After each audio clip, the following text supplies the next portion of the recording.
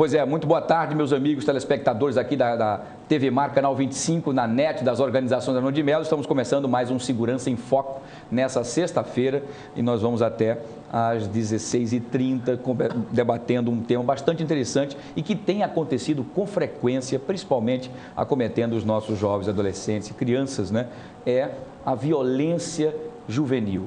Quantos vídeos nós estamos vendo nas redes sociais em relação a brigas entre crianças, adolescentes, jovens e que são filmados e depois postados nas redes sociais com uma grande quantidade de pessoas curtindo e achando interessante isso. Então, a violência das torcidas entre jovens, dos rolés nos shoppings, enfim, esse é o tema de hoje do Segurança em Foco, que está no ar.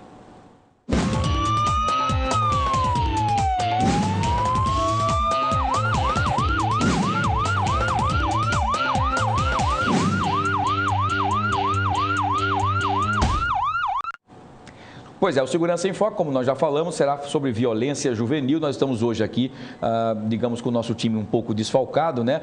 Nós temos hoje, mais uma vez, com muito carinho, de volta aqui, já que na semana passada, infelizmente, a semana passada, infelizmente, não pôde vir também, nem ele, nem eu, né? Eu fui acometido da conjuntivite, ainda estou me recuperando e o nosso amigo Leonardo de Moraes tinha compromissos, né? Como advogado está sempre em atuação, tinha compromisso na última sexta-feira e também acabou não vindo, sendo substituído por um colega, até por indicação do próprio Leonardo. Leonardo, mais uma vez, está de volta.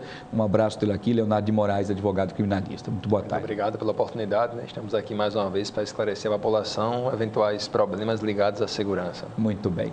Nosso querido Geraldo de Magela, né? Acompanhei o programa, Geraldo de Magela, e o senhor, mais uma vez, no outro programa, comprou a briga literalmente em relação aos assuntos que estavam aqui sendo discutidos na outra. Eu com o olhinho assim, mas estava assistindo, acompanhando nosso amigo Odilon. Aliás, agradecer ao nosso grande jornalista Odilon Rios, que sempre enaltece, né, e enobrece aqui quando media a discussão e o bate-papo aqui. Mas, mais uma vez, Geraldo de Magela, historiador, inteligentíssimo, um grande amigo, pela sua presença, como sempre, aqui.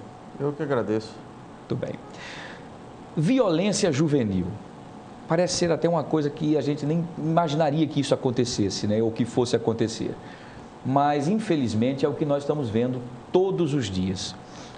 Praticamente, as escolas perderam completamente, eu acho que é isso, na verdade, não vou culpar as escolas, mas os professores, os coordenadores, os diretores, né? Didaticamente conseguem conter, mas disciplinarmente estão perdendo as forças em relação a esse ímpeto exagerado e essa disposição dos adolescentes e jovens que querem impor os seus limites, né, ao invés de serem impostos a eles os limites, já que eles estão em fase de aprendizagem, enfim. E nós estamos vendo aí discussões que acabam chegando às vias de fato, nas portas das escolas, dentro das escolas, sendo filmado por outros colegas da mesma idade e isso postado nas redes sociais, que acaba criando uma grande gama de pessoas que assistem e criando isso um volume de pessoas achando que isso é bonito e importante. Eu vou começar com o doutor Geraldo de Magela. Doutor Geraldo, a história já contava essa violência desenfreada na época das escolas, na década de 70, 80. Antigamente, os mestres, os nossos guerreiros professores, eram respeitados ao extremo por todos nós alunos. Eu ainda peguei essa fase, quando o professor falar, a gente poder se redimir, porque ele era uma grande autoridade ali, inclusive respaldado pela própria família.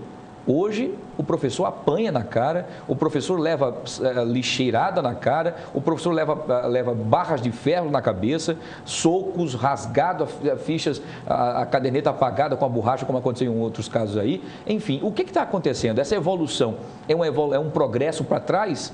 Boa tarde, Geraldo. Boa tarde. Eu acho que é um sintoma muito ruim que nós estamos vivendo no mundo contemporâneo da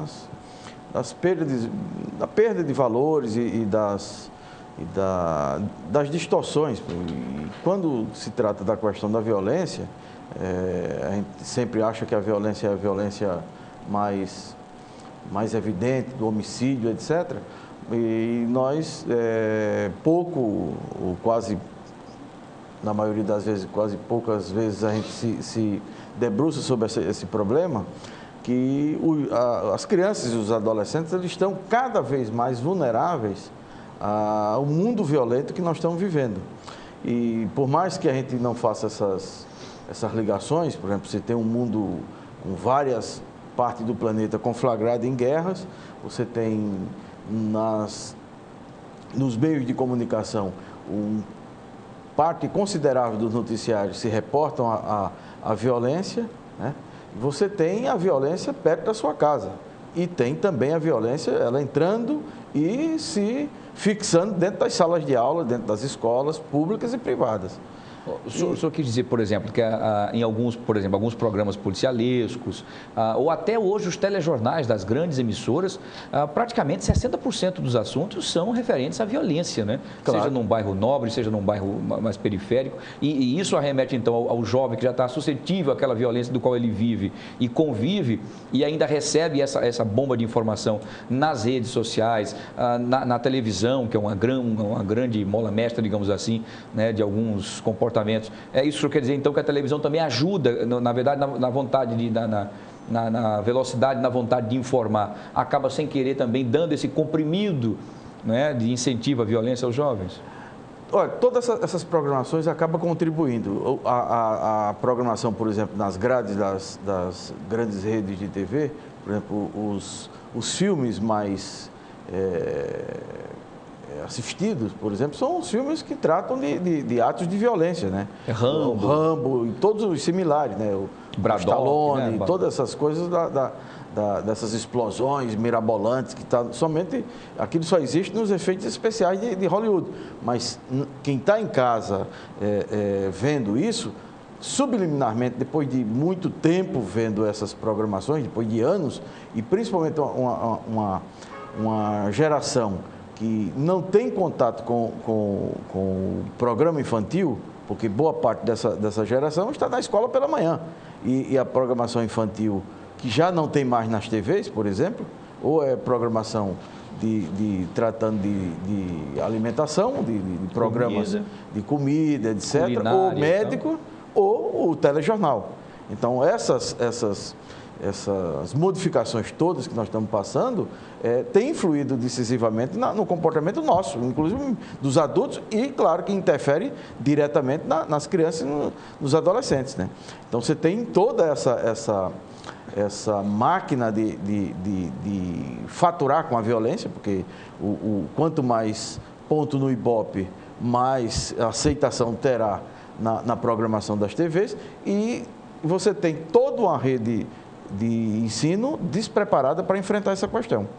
O batalhão escolar, que é uma ideia interessante, ele cada vez mais, aqui em Alagoas, ele tem seu contingente reduzido, onde ele teria que ter o contingente ampliado e qualificado, porque cada vez mais a violência nas escolas tem aumentado. É verdade. Então, na hora que você distensiona, na hora que você qualifica o professor, a escola, as famílias passam a ter um trabalho de distensionamento das relações interpessoais, das relações pessoais nas famílias e no ambiente da escola, a tendência é de harmonizar a escola. Claro que vai ter um momento ali, lá que um esbarra no outro, etc., mas tendo um ambiente já de mediação dos conflitos, de mediação da intolerância, da intolerância religiosa, da intolerância racial, da intolerância sexual, da intolerância de todas as formas, política também, de todas as formas e maneiras, do comportamento, dos costumes,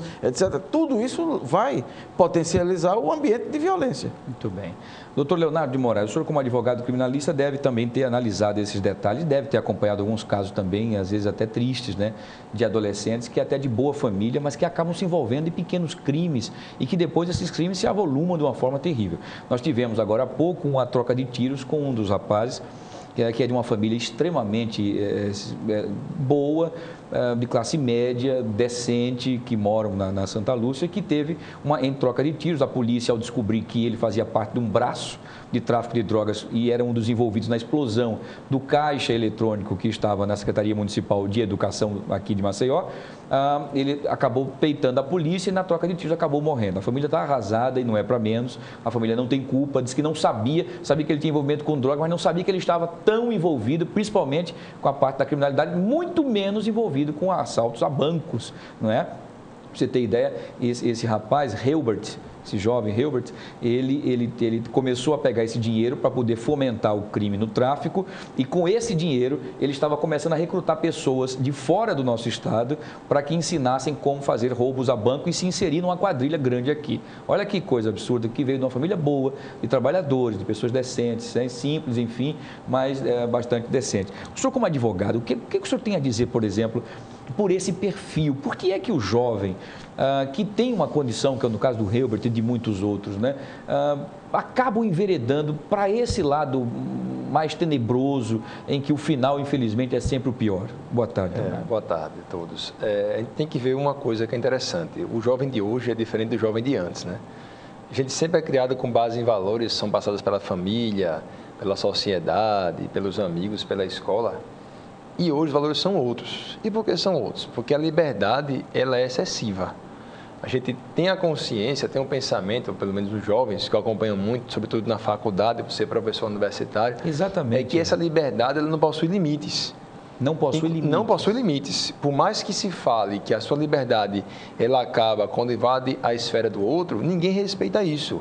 O que ele está preocupado é somente com a sua liberdade. Eu acredito que o motivo seja isso o principal, né? O excesso de limites, é isso? Seria o excesso, não, aliás, ou seria a falta de limites? A ausência total de achar que ele tem um limite. Ele acha que... Mas aí vem outra discussão. Eu sei que o assunto é bastante polêmico, mas a gente discutir. Eu vou inserir na pergunta que eu fiz ao senhor.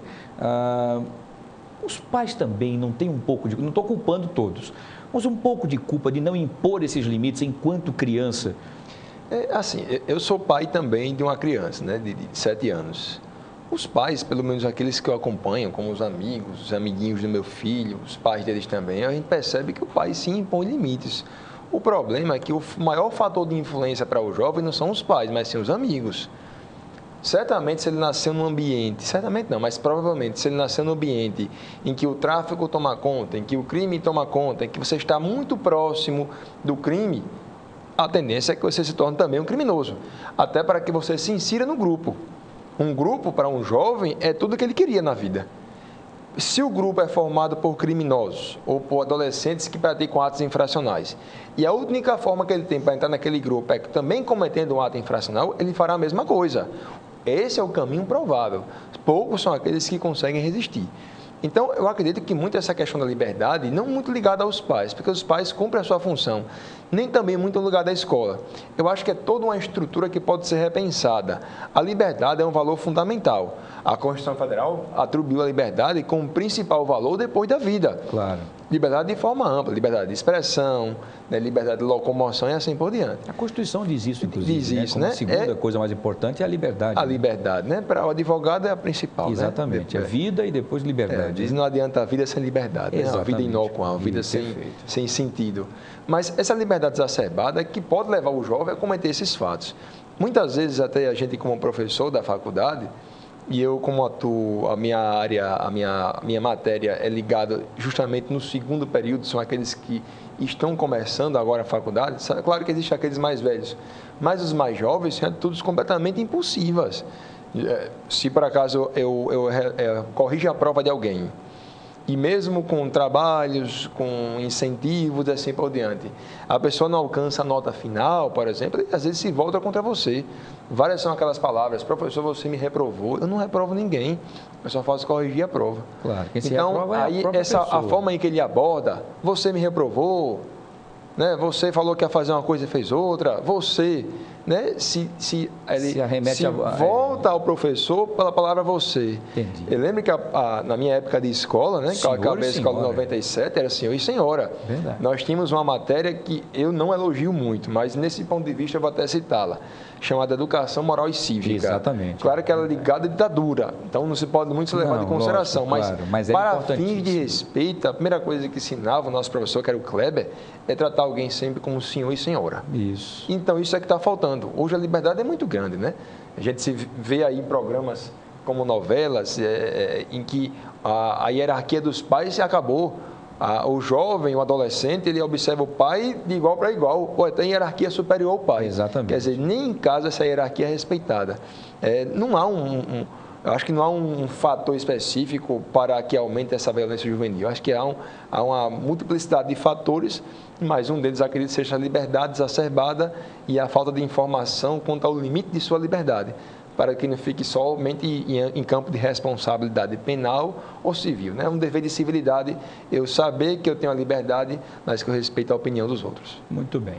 Doutor Magela, o senhor que está prestando aí muita atenção nesses detalhes, o que a gente às vezes analisa, houve aquela lei que ficou intitulada como a lei da palmada, né? A proibição da palmada, que foi muita polêmica e tudo mais.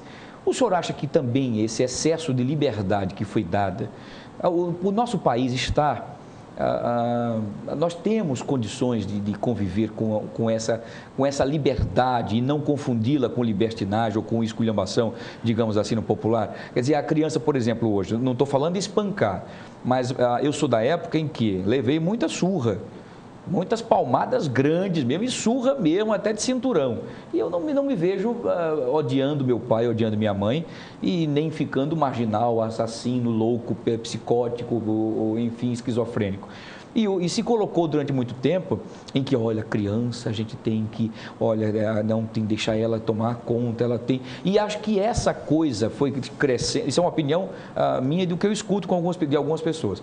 Você acha que também esse alicerce que foi dado para essa nova geração, de que pode tudo, não pode bater, e todos os direitos e as informações chegando pelas vias eletrônicas e tudo mais, isso acabou dando um excesso de confiança aos jovens? Não, eu quero, me permitam os dois, discordar tanto do excesso de liberdade, porque liberdade nunca é excessiva. Sempre é bem-vinda. Sempre é bem-vinda. A liberdade, ela não tem limites, né? É infinita, no sentido de pensar, no sentido de agir e tal. A responsabilidade dos seus atos, você vai, a partir desde criança, que você tem que ir educando o seu filho, na formação do seu filho, até os 7, 8, 9 anos, que você forma, pelo menos em todos os estudos modernos, fala da questão do caráter das crianças, tem que cuidar bem das crianças. Mas será que as nossas crianças, mesmo as de classe média, elas são bem cuidadas? Será que nossos exemplos em casa são os melhores exemplos? E as crianças aprendem muito mais e as crianças não mentem. As crianças podem até exagerar, agora, mentir, as crianças não mentem. Quem mente são os adultos. Quem cria preconceito são os adultos. Quem é violento são os adultos. É verdade. As crianças, elas brigam, etc., mas você contém as crianças com palavras, com gestos, com ações. Você tem forma de estabelecer limites. Porque se surra, se espancamento, se o que hoje se convenciona no maus tratos e na tortura resolvesse, eu seria um cara, teria sido um exemplo, um exemplar aluno. E eu nunca fui um exemplar aluno, porque a minha mãe batia, ela era professora da mesma escola que eu estudava. Aliás, eu só estudava em escola que ela ensinava para me conter. No entanto, ela não me contia. A surra, o espancamento não me continha. Você foi da época da palmatória. Minha mãe era uma educadora da palmatória. Da palmatória. Então, isso não educa ninguém. Isso deseduca, isso é um atraso de vida. Isso é parte de um Brasil e de um tipo de formação que já não se coaduna. Agora, o que nós estamos vivendo é um outro tipo de sociedade, de valores, que por mais que a gente não pense assim, porque eu não fui criado assim, porque no meu tempo, sempre a gente se repete no nosso tempo. Eu andava de ônibus quando era moleque, ia para o Colégio Marista de ônibus, na Jatiuca só tinha 4 ônibus, ia a pé, voltava a pé, ia pelo Reginaldo, descia pelo Reginaldo, e andava com os estudantes de classe média e da elite de Maceió, sem nenhum problema, porque nenhum deles tinha carro. Exatamente. Nenhum deles tinha carro. Então, era um outro tipo de sociedade, era um outro tipo de vida. No entanto, o tipo de disciplinamento do colégio, muitas vezes a gente achava uma coisa ruim, mas tinha uma coisa que eu sempre reputo de interessante dos irmãos maristas, é que havia uma disciplina sem haver uma pressão como havia, por exemplo, na escola que eu vinha da minha mãe. Disputa, ou então desmerecimento de quem tirou nota baixa, é isso? Não havia esse tipo de coisa. Você tinha um tipo de formação para a sociedade, para a vida. Você entendi. não formava o sujeito para competir com o outro, para dizer, eu vou ser médico, você vai ser carroceiro. Eu vou ser médico. Você não tinha as profissões superiores e as inferiores. Entendi. Então, a ideia dos maristas, a ideia das escolas confessionais, de um modo geral, para ser justo, é sempre a ideia de formar no todo. Você agora tem uma escola que você forma o cara para competir com o outro. Toda essa formação, dessa competição exacerbada, é fruto da nossa época. Sempre houve competição na sociedade brasileira, na sociedade mundial, sempre. Mas você está agora num tipo de competição que você tem que ter o melhor sapato, o melhor carro, você só pode ganhar mulher bonita se estiver com o carro, com a conta bancária cheia, etc. Para obter isso, os fins, para você atingir isso aí, você começa... Se eu vejo isso na minha casa, se eu vejo isso como exemplo na escola, se eu vejo isso em tudo que é canto disseminado, isso é um fator que vai criando nas crianças, nos jovens, nos adolescentes, mudança de valores e de comportamento, onde você chega na universidade, e eu presenciei isso na universidade, do aluno se referia porque eu estou pagando, como eu estou comprando uma mercadoria, eu estou numa casa de comércio, que é a universidade pública, que é a faculdade privada, então eu lhe chamo de você e estabeleço a relação com você, porque eu sou o seu patrão. Eu ensinei em escola onde o sujeito dizia, olha, os nossos alunos aqui são os clientes, são os nossos clientes. Isso é terrível. Então, ou eu sou educador, ou eu sou um vendedor de alguma mercadoria. E a educação não é uma mercadoria, mesmo ela paga. Perfeito. Ela não é mercadoria. Então, quando você chega na escola e o aluno na escola não respeita, na escola pública ou de modo geral, não respeita a professora, etc., e o pai em casa não diz, olha, a professora, o que ela falar, ela está certa. A não ser que haja um caso de um professor que tenha algum tipo de problema, que seja violento, seu poder, né? Que não é o comum. Mas hoje já passa a ter um índice muito alto de professores que estão com problema de depressão, que estão com estresse lá em cima, de pânico. porque a violência, porque o baixo salário, as condições de trabalho, tudo isso vai influenciando no ambiente da escola. Então você tem a violência, que é aviltante, a humilhação do sujeito de ser professor. Hoje o cara fala, você é o quê? Eu sou professor. Você diz, não, eu sou um professor, sou um educador. Ninguém tem mais esse orgulho. Hoje a profissão de professor é uma profissão completamente desvalorizada, né? Infelizmente. Infelizmente, né? E é algo comum, na verdade. Muitas pessoas dão aula, ensinam, sem sequer ter vocação para tanto. A gente percebe isso, e não me vangloriando por nada, né? Claro. Mas há pessoas que dão aula sem qualquer tipo de vocação. E você... quando vai dar aula, você se sente estimulado pelos alunos, pela faculdade, pelo menos comigo, eu me sinto estimulado. Agora, do ponto de vista salarial, que é aquele que pesa um pouco mais, é o problema. Há situações que não é a faculdade em que eu dou aula, para não citar nomes, mas em que a pessoa que tem um mestrado, ela ganha mais que o especialista por mês bruto, aproximadamente R$200. É absurdo. Isso não é incentivo. Pelo amor de porque Deus. você faz o mestrado, claro, para ter mais conhecimento, sim, claro, para que você aprofunde no aspecto da filosofia e no aspecto principiológico. Mas você ter mais como incentivo o aumento salarial de apenas R$200 quanto é algo complicado. Para fazer pelo menos essa...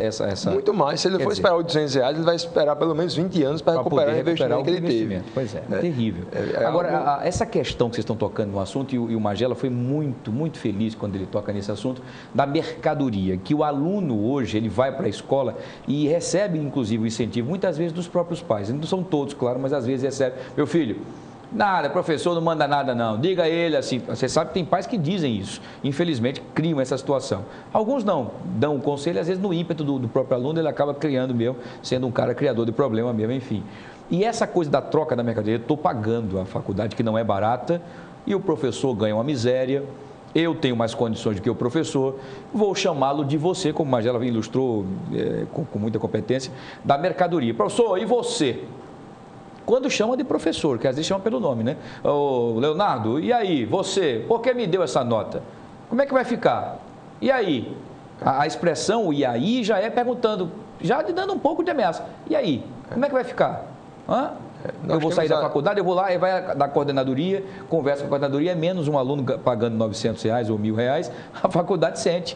Não é? Então, quer dizer, aí o coordenador deve te procurar e tal. E tudo isso, todas essas nuances, dá ao aluno essa força, essa blindagem de dizer assim, não, eu vou para o embate com o professor, que nada, minha nota tá... E os próprios colegas ficam naquela coisa, como sempre aconteceu, né? Eita, ó, professor fulano, botou para quebrar em você, tirou 5, foi, eu tirei 2, tirei 9, e você é burro. E ele vai crescendo com aquilo ali, ele acaba criando um problema. Quando o professor chega, ele dá um burro, não diz ainda, nem pergunta se o professor vai querer aumentar a nota dele ou não, já leva um soco. Né? Como nós temos visto isso aí em vários locais. O professor apanhando na sala de aula. Tem relatos até que, inclusive em Alagoas, de professores que realmente foram agredidos fisicamente por um aluno. Lógico. E o fato disso acontecer foi o fato do professor que sempre fazia chamada no começo da sala de aula, no começo da aula, uma e outra no fim da aula, que eram duas aulas, cada um de 50 minutos. E aí o aluno sempre chegava atrasado, foi reprovado então por falta, porque não conseguia fazer a prova final, uma vez que naquele momento tinha mais de 40% de falta, só naquela matéria. E ele se voltou contra o professor, uma agressão, prestado BO na polícia, e eu não sei realmente em que patamar chegou, né? Mas há algo interessante a ser dito também.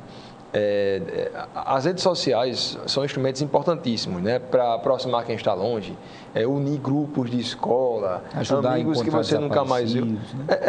Ajudar também, tem até grupos jornalísticos que existem também, você manda uma mensagem e 100 pessoas simultaneamente conseguem ver, ou no Facebook, que pode ser até 5.000 por amizade, mas existem grupos que são formados e ofensas que são feitas aos grupos contra os professores. O professor, muitas vezes, eu digo isso porque eu vi, é demonizado pelos alunos no momento em que você cumpre a sua função, que é o quê? Que é apenas ser criterioso, cuja preocupação é com o próprio aluno. Claro. Você estuda e você é aprovado. Né? A prova, como o seu sentido, nada mais é do que você provar em que você aprendeu aquela matéria. Claro. Razoavelmente aprendeu aquela matéria. Então, muitas vezes se vê publicações em redes sociais demonizando o professor. Né? Teve um colega nosso, foi uma situação bem hilária, né? Em que um aluno perguntou assim, você, professor, você vai ter prova hoje, no dia 12, vai ter aula dia 12, era o dia que começava a Copa do Mundo no Brasil, ano passado. 12 de junho, não sei, mais ou menos isso. É isso mesmo, 12 de junho. Foi semifinal, não sei, quarta de final. Vai ter prova dia 12, aí disse vai. Aí perguntou assim, oxe, no dia do jogo do Brasil, aí ele respondeu, e você foi convocada? Pronto. Isso foi um fator, né? Claro, ficou até engraçado em alguns momentos, mas segundo um certo exagero, foi espirituoso, né? A minha cunhada mora em São Paulo e recebeu essa publicação, que foi printada, né? E passada por redes sociais. Mas no dia do jogo, quer dizer, como se o aluno fosse convocado, por isso que ele não podia comparecer à prova. Exatamente, ele não podia comparecer por isso, né? Na verdade foi esse. E só um ponto que o doutor Magela falou, não há aqui, na verdade, discordância acerca da liberdade. A liberdade é um bem, como falei, é um direito fundamental e o mais importante, e até ressaltei que para mim como advogado, a liberdade é mais importante que a própria vida.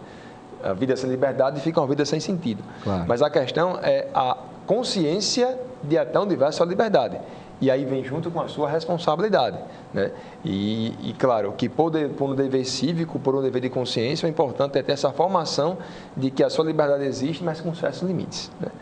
Muito bem. Só esse posicionamento para acrescentar. Não, lógico, está certíssimo. Eu sempre digo, acho que a liberdade é a melhor coisa conquistada pelo ser humano, pelo animal, pelo qualquer que seja o ser vivo. Agora que as pessoas não estão conseguindo entender, porque nós vivemos em sociedade.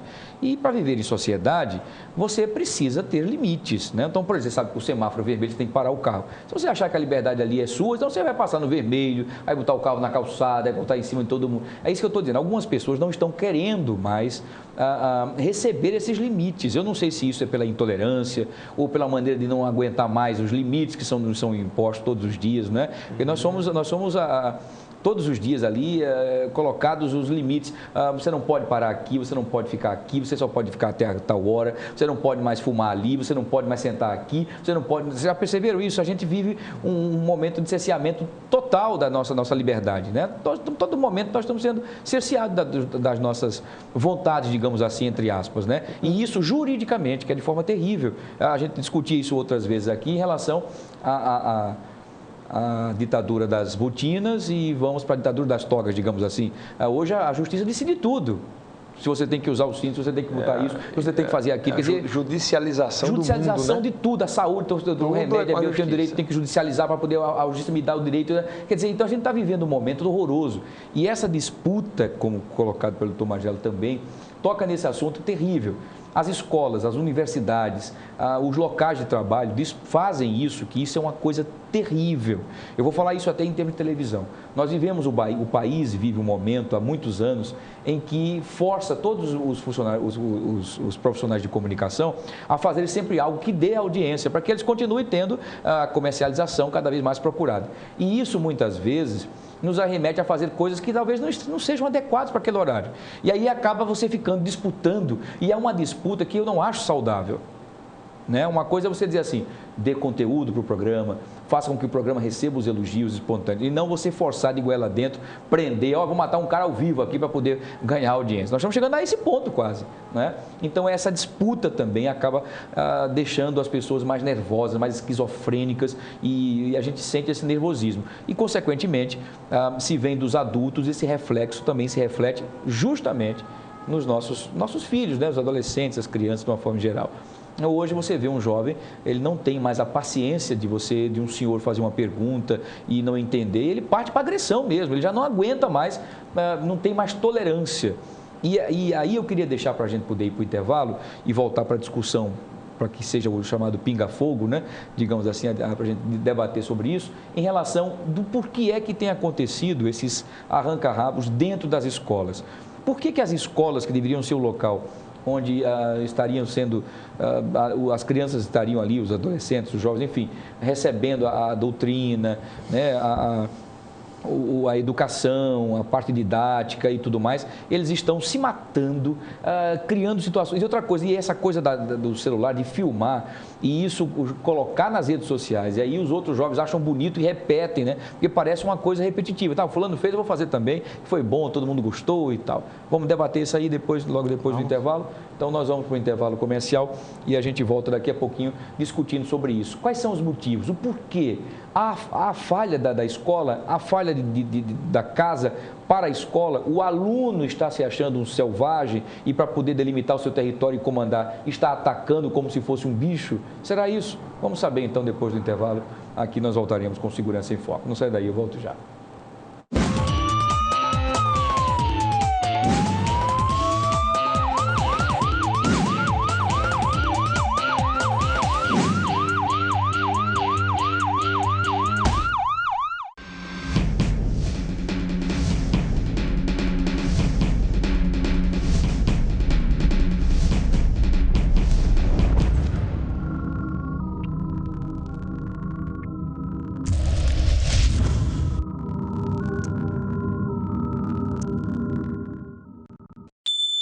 Eu tive a experiência de sair do meu corpo. Primeiro flutuei com o vento. Depois me vi pelos olhos dos outros. Eu fui um pássaro, fui um idoso, fui criança, fui minúsculo. Me senti livre, excitante, renovado. E aí eu voltei pro meu corpo. E gostei de ser eu. Novo Honda Civic 2015. O carro onde você quer se ver. De frutas, néctar de frutas Coringa. O melhor alimento líquido, néctar de frutas Coringa. Pêssego, uva, manga, goiaba, caju, laranja. É bom demais. 2 sabores light, uva e pêssego. 6 sabores tradicionais. Contém ferro e vitaminas A e C. Néctar de frutas feito pra você. Néctar de frutas Coringa. O melhor da fruta para a sua família.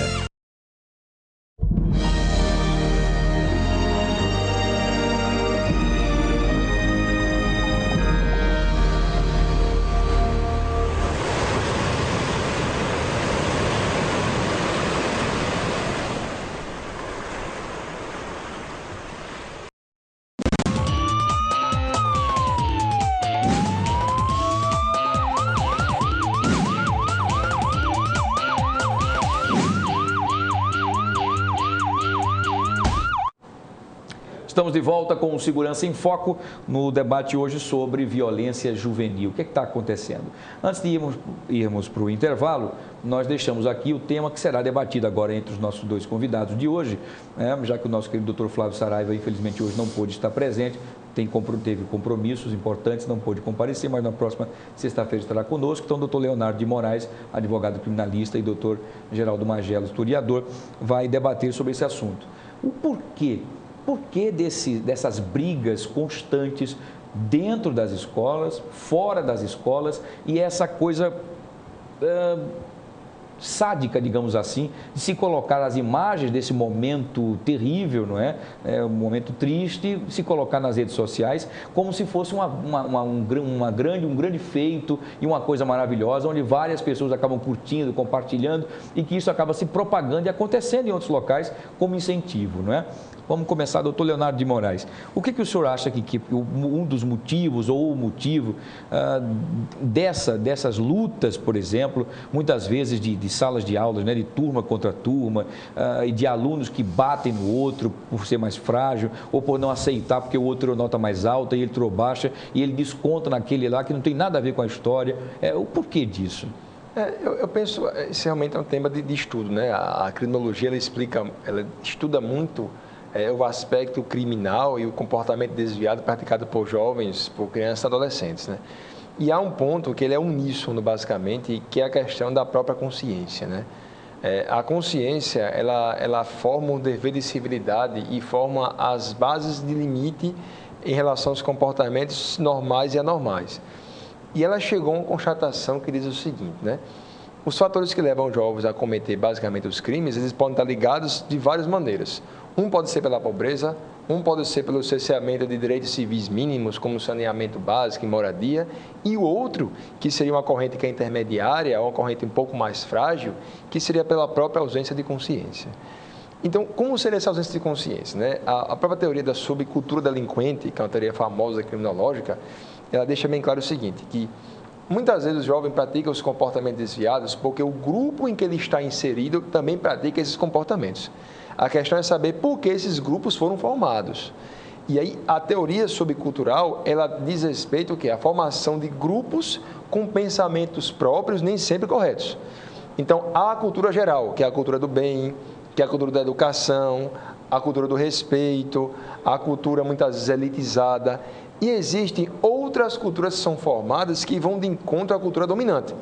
Quer dizer, as teorias subculturais é como se fossem contraculturas. Uma cultura que domina o ponto de vista geral e outra cultura menor com pensamentos próprios, com ideias próprias que vão de encontro àquilo que é o normal, que realmente acontece. Os jovens cometendo crimes nada mais são, ou atos infracionais, desculpe, ou comportamentos desviados, nada mais são do que um reflexo e uma constatação da teoria da subcultura delinquente. Ou seja, são culturas formadas que vão de encontro ao pensamento que é dominante. Então, não existe, na verdade, um fator específico que leva um jovem a praticar comportamento desviado. Se pode atribuir à consciência, se pode atribuir à negação de direitos civis, a saneamento básico, a uma escola que seja minimamente reformada. Eu até já falei aqui certa vez de que houve um estudo feito aqui por uma professora da UFAL e que 10 crianças que moram em bairros periféricos pegaram as câmeras fotográficas, cujo filme tinha até 50 fotos, né, para ela chegar e tirar a foto daquilo que ela considera mais violento e onde ela vive. E a pessoa pensa que o que prevalece em relação à violência é o aspecto criminal. Não, o mais fotografado foi o lixo. Então, a principal forma de violência contra o jovem adolescente não seria basicamente a violência criminal, mas sim o próprio lixo. E o lixo é um reflexo de uma omissão de um dever do Estado contra direitos civis mínimos, como é a educação e o saneamento básico, e assim por diante, a moradia digna, dignidade, no fim das contas. Então, eu não vejo, na verdade, um fator específico para o fenômeno do comportamento desviado por jovens ou grupos que se formam. As teorias subculturais explicam ou tentam explicar de alguma forma esse fenômeno. Mas, claro, que não é um fator só que leva à ausência de consciência. Eu penso muito em fatores, um leque, né, de opções, de fatores que acontecem, e o que se percebe hoje é que cada vez mais esses fatores são influenciados negativamente. Os valores que se recebem hoje são muito piores, não ligados à liberdade, como se diz, mas ligados ao excesso de liberdade ou então à falta de consciência de até onde vai a sua liberdade. Muito bem. O que você concorda, discorda, doutor Geraldo Magela, em relação a isso? É isso mesmo? É a falta de... resumindo, como o doutor Leonardo disse, a falta de políticas públicas, de atenção básica, né, nessas pessoas que precisam. Daí elas acabam refletindo a violência de uma forma geral em outros viés. É isso mesmo? Esse pode ser um dos aspectos. Agora, você tem outros aspectos que nem sempre na criminologia é referenciado. Por exemplo, muitos desses aspectos são aspectos para ser estudados pela sociologia, né? Na hora que você tem a escola como um espaço público, ou como essa linguagem do equipamento público, hoje, com abertura universal, hoje, ou seja, de 1988 para cá, da Constituição, quando entrou em vigor, de 5 de outubro de 88 até os dias que estamos vivendo. Então, a escola e a saúde é universal. Antes, a escola pública não era universal. A escola pública ela tinha um número limitado de vagas e, em geral, era a classe média que ocupava essas vagas. Então, essa escola ela tinha menos problemas, essa escola era mais cuidada, essa escola tinha professores mais qualificados, essa escola tinha um poder de pressão maior. Portanto, você tinha uma quantidade muito grande da sociedade que ela não tinha direito à escola, ela não tinha direito à educação, esse direito fundamental, que foi consagrado na Constituição. Então, toda quando a gente se remete ao passado, a gente tem que ter esse marco histórico. Verdade, bem lembrado. Se nós não nos apercebermos, a escola ela foi perdendo qualidade, não antes da Constituição, a partir do final da Constituição, quando passou a ser universal. Antes ela já vinha perdendo qualidade, perdendo referência na sociedade. A escola pública hoje ela está no seu mais terrível grau de desassistência, não significa mais nenhum apelo para a comunidade, que aquilo é um bem importante ele adquirir a educação. Os profissionais vivem completamente desmotivados, a grande maioria dos profissionais vivem doentes e não há nenhuma perspectiva de mudança nisso. Tudo que se tem falado na escola, na educação, é pífio, quando não mentiroso. Em geral, é mentirosa. As ações, os programas de governo, esse governo, no outro, todos. Porque você veja que o grau de comprometimento do orçamento da educação para a mão de obra, ou seja, para o funcionário da educação, para o trabalhador, seja ele administrativo ou o que cuida da merenda das crianças. Quer dizer, a merenda é uma coisa fundamental dentro da escola. Exatamente. Sempre vai da cozinha da escola, que sempre é o pior local que tem na cozinha. A biblioteca é um ambiente fundamental na escola. Veja que a biblioteca é sempre o pior... quando tem, né? Quando tem. Está lá um local, um porãozinho qualquer, um sótozinho qualquer, são colocados os livros e não tem um bibliotecário, não tem um profissional que oriente a leitura dos alunos. Então, essa é a escola pública de Alagoas, de Pernambuco, da Bahia e também de São Paulo. Muda com um grau de melhoria em um canto ou outro, mas de um modo geral, toda a escola pública está nesse nível. Então, você vai ter esse tipo de problema de desamor, de menosprezo pela escola e... Não incentivo, né? E você não tem... A escola não lhe pertence. É pública, não lhe pertence. A privada é mantida porque é uma empresa. Mas ela é mantida porque você é tratado como cliente. Como cliente, você paga, eu tenho lucro, pago o professor e a minha relação aí acaba. Como formação... A escola como transformadora, como formação, que fala o Paulo Freire, que falou o Anísio, que falou o Darcy Ribeiro, que escreveram, que teorizaram e que estão corretos, essa escola não existe. Essa é uma ficção, ela está na teoria, porque na prática ela não existe. Algumas escolas, como, não sei se posso citar nome, claro, a Monteiro Lobato, a Montessori, porque tem uma outra filosofia. As escolas confessionais, Marista, Sacramento, etc., essas têm uma outra filosofia em função do catolicismo, etc. Mas o restante das escolas e as escolas públicas, essas estão degradadas. Então, você não tem, para mediar o conflito na escola, entre o aluno e o professor, entre o mau humor de um e a ignorância do outro, ou a virulência do outro, você teria que ter, por exemplo, um psicólogo na escola. Existe psicólogo? Não existe. Quem está lá? É a polícia. Quer dizer, o que tem de Estado, dentro de um aparelho de Estado, na educação, quando tem a polícia, é o policial que já vai cuidar do fato ocorrido. Já consumado. Já consumado. Um ponto que eu acho, doutor Machado, está em complemento, é injustificável o fato de não haver escola em tempo integral. Eu tenho uma vizinha, que antes de eu me casar, que morava com a minha mãe, de que ela foi morar na Inglaterra. E fala que lá os alunos que estudam em universidades recebem uma bolsa como forma de incentivo a você não trabalhar. Porque a época que você é estudante é a época de formação, não é a época que você deve trabalhar, né? Quer dizer, você só trabalha se houver realmente estrita e comprovada necessidade. Mas há uma bolsa como incentivo. Ontem eu estava voltando para casa, por volta de umas perto de meio-dia, 15 para as 12, por aí, e eu vi os pontos de ônibus cheios de estudantes voltando para casa. Estudantes de escolas públicas era para ficar em tempo integral, porque isso é injustificável, né? Não há como justificar isso aí. E você fala em tempo integral, por quais motivos? Você acha que com isso evitaria, então, Eu não tenho dúvida que evitaria.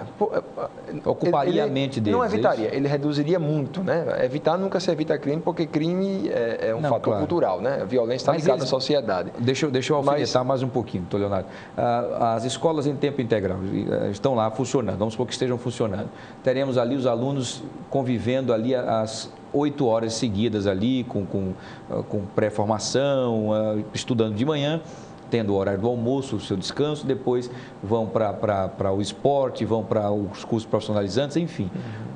Como eles estão bem integrados ali, vocês acham, e a pergunta vai para vocês também, mas como o senhor já tocou no assunto, a violência poderia também estar inserida lá dentro, uma discussão, uma briga, uma tapa, uma confusão, como acontece numa sala de aula comum, ou isso diminuiria porque eles estariam já integrados em um objetivo, que é o futuro, é isso? A violência está em todos os lugares, mas eu acredito que em uma constatação empírica, né, prática, visual, é que a violência nas escolas é algo que serve como exceção, né, não como regra.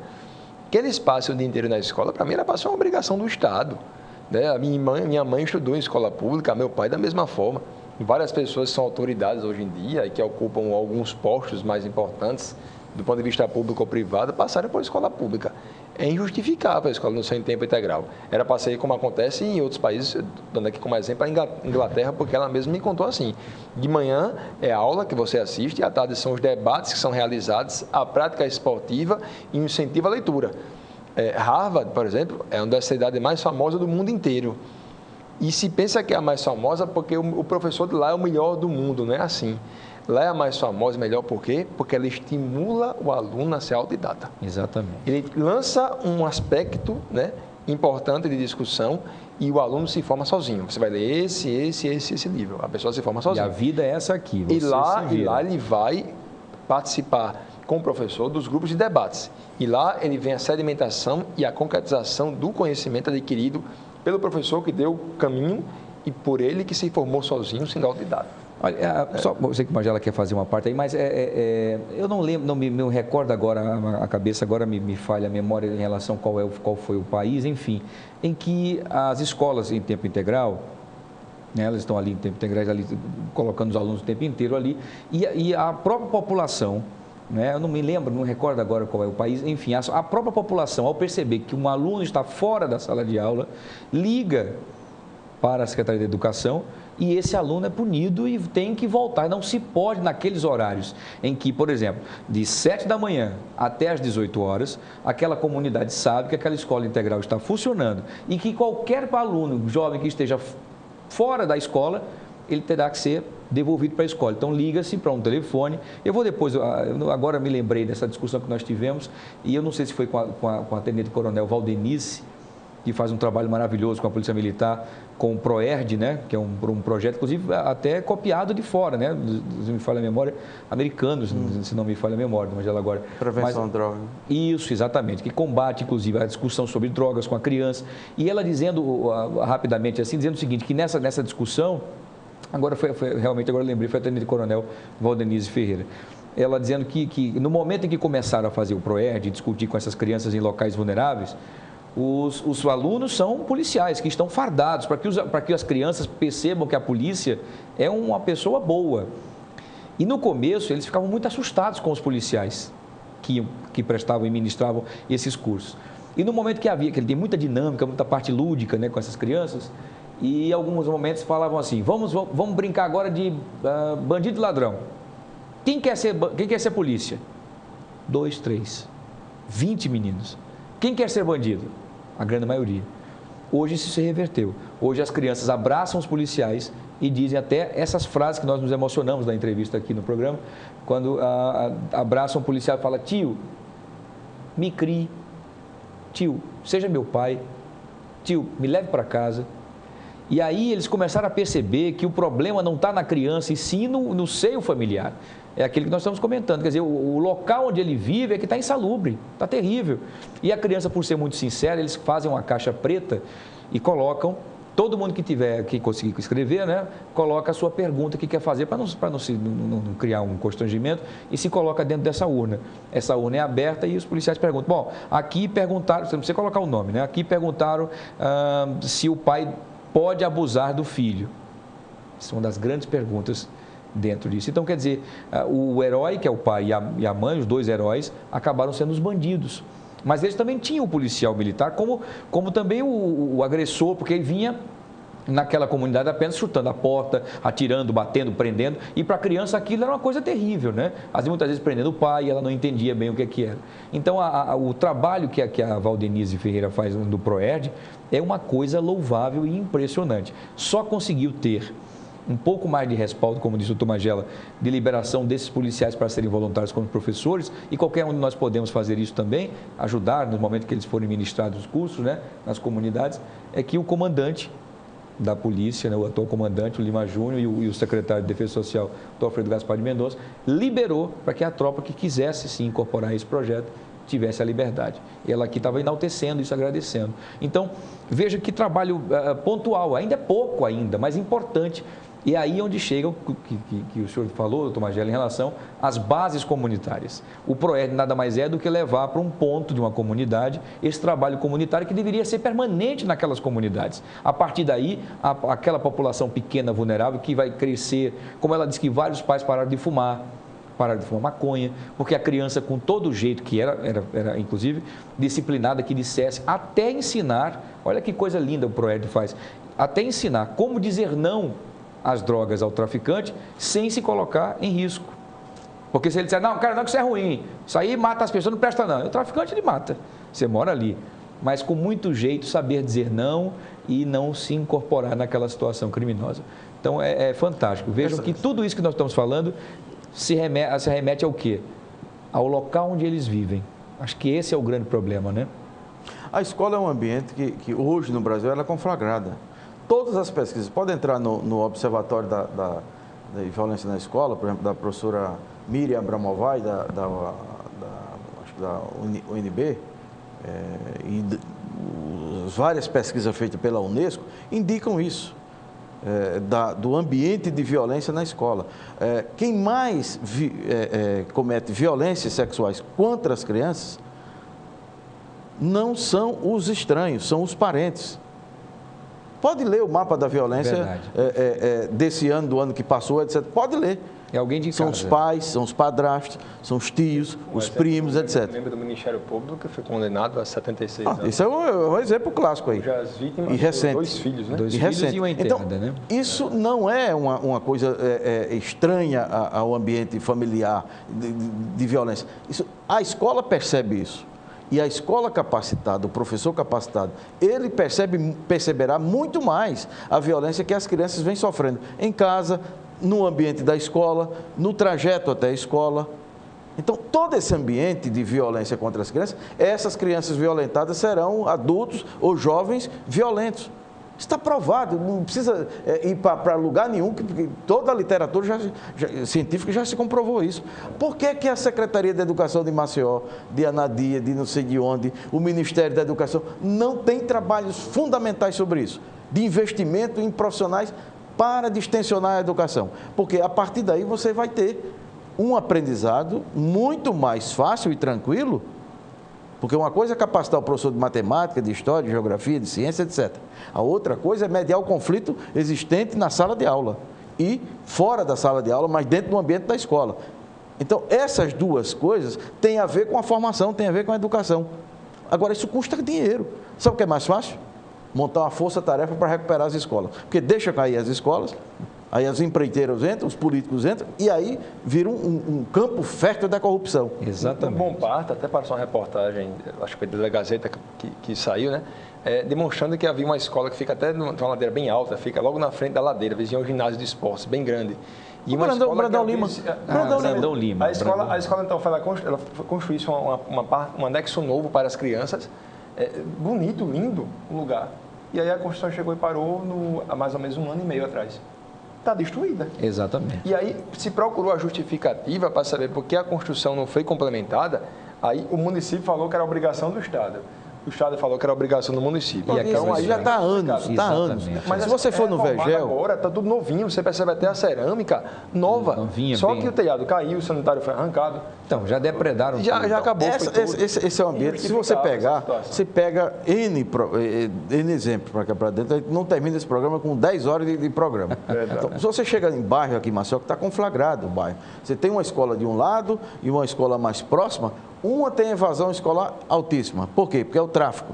E a outra tem a sua capacidade lá, os alunos estudando, etc. Então, nesse ambiente, como é que fica o professor? Como é que fica o diretor da escola? Verdade. Então, por isso que a educação, o gestor da educação, o gestor da segurança pública e o gestor do Estado e do município, seja o governador de Alagoas e o prefeito de Maceió, eles têm responsabilidade direta de ter um programa conjunto. Exatamente. Senão, esse problema não será resolvido. Perfeito. Porque o problema de tráfico na escola não é um problema do diretor, a não ser que o diretor seja traficante, claro, a não ser que o professor seja traficante. Que não é o caso. Que não é o caso, mas pode haver. Mas não se trata disso de um modo geral. O tráfico entra porque o tráfico é a economia, cara. Claro. Como eu vou vender pastel, o cara está vendendo maconha, está vendendo crack, está vendendo, se for uma renda melhor, vendendo cocaína. Outra droga qualquer. Ou tem os bares no entorno da escola. Então, tudo isso vai fragilizando a escola. Então, uma sociedade como a nossa, que é uma sociedade pobre, onde 2/3 da população ganha menos de 2 salários mínimos, então nós vivemos numa situação de muita exclusão social. A escola é o fator fundamental para o sujeito mudar de condição de vida e para desenvolver o Estado. Não é só eu mudar individualmente. Eu chegar na universidade, o doutor Leonardo Moraes é um advogado conceituado, com honorários altíssimos, etc., passou pela escola. Mas o cara que está lá no Vergel, na Vila Brejal, na faixa de gás aí do Brejal, do Reginaldo, etc., essa pessoa tem direito a isso. E ele só vai mudar de vida, não há outra alternativa. Porque eu não conheço ninguém hoje rico em Alagoas que é analfabeto. Os exemplos que eu conheço, todos morreram já. É um velho de 70 anos da idade do meu pai. Todos morreram. Raramente você tem um analfabeto que ele conseguiu progredir e é o dono de uma grande indústria. Eu desafio hoje em Alagoas. Então, não há possibilidade do sujeito ter uma ascensão social analfabeto. Ele vai enveredar pela marginalidade, pelo alcoolismo, pelo tráfico ou morrer rapidamente. Sem estudo, né? E só lembrando, né, que a questão da educação ela não passa apenas em relação à própria escola. A escola é indispensável, né? Passa também por educação em casa, né? E claro, isso é importante. E claro, daquilo que eu acompanho, os pais realmente têm se esforçado para dar uma boa educação aos filhos. Mas alguns pontos, doutor Magela, que devem ser levados em consideração. Eu digo por quê. Existem algumas pessoas no prédio em que eu moro, eu percebo que são meninas com 8 anos, 9 anos de idade, que já têm um smartphone. Através do smartphone você consegue contato com absolutamente tudo. O mundo está nas mãos. Tudo. Eu lembro que um coleguinha, na época que eu era mais, devia ter acho que uns 12 ou 14 anos por aí de idade, existiam 2 primos de um amigo meu que devia ter 4 ou 5 anos. Aí ele veio com uma revista de mulher nua, chamada... O que é isso aí, rapaz? Eles falam que são revistas Playboner. Playboner, né? Chamava. Hoje em dia a Playboner está com cenas muito mais explícitas. De qualquer forma, deve ter até um mosaico. Exatamente. De qual cena de sexo você quer acompanhar, qualquer uma. Isso também fácil, é uma forma de violência, uma forma que serve para você conseguir abreviar a violência sexual contra jovens, sobretudo as mulheres e homossexuais. E voltando até para a faculdade também, teve uma aluna, doutor Magela, que chegou assim, disse: professor, estamos com um problema no município X. Eu disse, o que aconteceu? Lá, a jovem de 18, 19 anos não consegue namorar. Eu disse, mas o que aconteceu? Porque as de 13 não deixam. As de 13, não deixam ninguém namorar. Aí vem para se ver que essa questão do aspecto sexual, que está muito bem aflorado, também é uma forma de violência. Exatamente. E muitas vezes as próprias jovens, elas incentivam essa violência achando que já estão no tempo de ter um prazer sexual, de encontrar o parceiro ideal, mesmo não sendo namorado, mas um relacionamento que seja um pouco mais efêmero, né?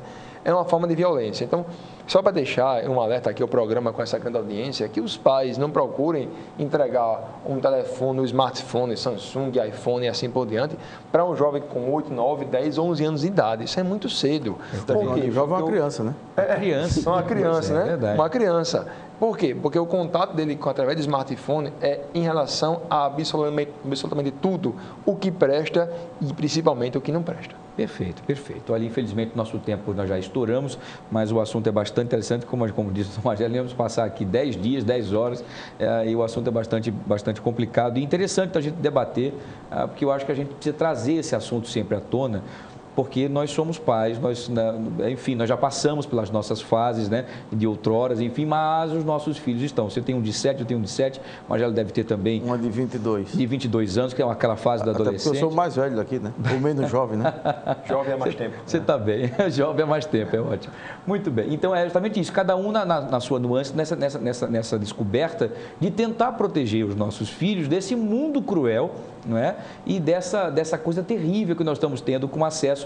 O iPad é fantástico, o iPhone é espetacular, os smartphones são fantásticos, desde que sejam usados com responsabilidade. E isso me preocupa bastante, porque hoje as redes sociais têm um papel fundamental de comunicação, de intercomunicação, enfim, uma série de coisas louváveis. Porém, bastante perigosa, com as imagens que são postadas de pessoas fazendo sexo, e isso é compartilhado no mundo inteiro, não é? Você já houve até suicídio de menores por conta de ter deixado o namoradinho filmar um momento íntimo deles, comum, simples, como sempre aconteceu, e que de repente toda a sociedade teve, né, o país inteiro teve direito a ver aquela cena terrível, que para ela foi tão vergonhosa que ela preferiu tirar a vida, né? Completamente desnecessário. Então, muito cuidado, muita responsabilidade e pedir aos pais, que eu entendo, nós trabalhamos, nosso tempo é bastante atribulado, complicado, difícil, mas nós precisamos tirar um tempinho. Isso eu falo, inclusive, como até para mim mesmo, paro sempre, a minha esposa pede, e o tempo inteiro. A corrida é muito grande para a gente buscar um futuro para eles. A gente não trabalha mais para a gente, trabalha para os filhos, mas para que a gente possa sentar um dia com calma, com eles, com os filhos, com a esposa, ouvi-los, tocá-los, olhar nos olhos. Eu vi uma cena no restaurante no último domingo que me deixou completamente, e foi a partir daí que eu comecei a tirar esses joguinhos eletrônicos do meu filho. Está meio chateado, mas tirei completamente, porque eu vi numa mesa, na minha frente, eu fiz questão de ficar prestando atenção. Eu contei, 55 minutos. Pai, filho, pai, mãe, 3 filhos, 2 meninos e uma menina. Todos assim, ó, no telefone. É uma tara, né? Exatamente. O garçom encostava, fazia o pedido, eu quero isso. E não houve, 55 minutos eles ficaram lá, ou um pouquinho mais, sem ninguém conversar. Se levantaram sem ninguém pegar na mão de ninguém, foram embora e continuaram aqui e foram embora. Quer dizer, que contato familiar nós estamos tendo? Que é isso? Nós estamos perdendo esse contato da conversa, do final de semana se encontrar num botequinho, ou numa casa de família, né? Do abraço, de você encontrar olho no olho, em vez de só mandar mensagem. Enfim, então a gente precisa. A tecnologia é importante, mas não podemos perder os valores dos contatos das pessoas no nosso dia a dia, tá bom? Foi para isso que nós viemos para cá, senão vamos virar totalmente agora, enfim, células ou qualquer outra coisa qualquer aí, né? Um átomo qualquer, para a gente poder se comunicar via, enfim, né? Não sou cientista, mas não sei, enfim. Bom, esse fica o recado para vocês. Mais uma vez, doutor Leonardo de Moraes, advogado criminalista, muito obrigado pela sua presença aqui no programa, como sempre, engrandecendo. Seja bem-vindo. Até a próxima sexta-feira. Obrigado pela oportunidade, né? Só mostrando aos jovens, né, que nesse momento, que na hora que você for observar ou receber algum tipo de mensagem ou foto de cunho pejorativo, que você não compartilhe. Porque na hora que você compartilha também com crime de difamação.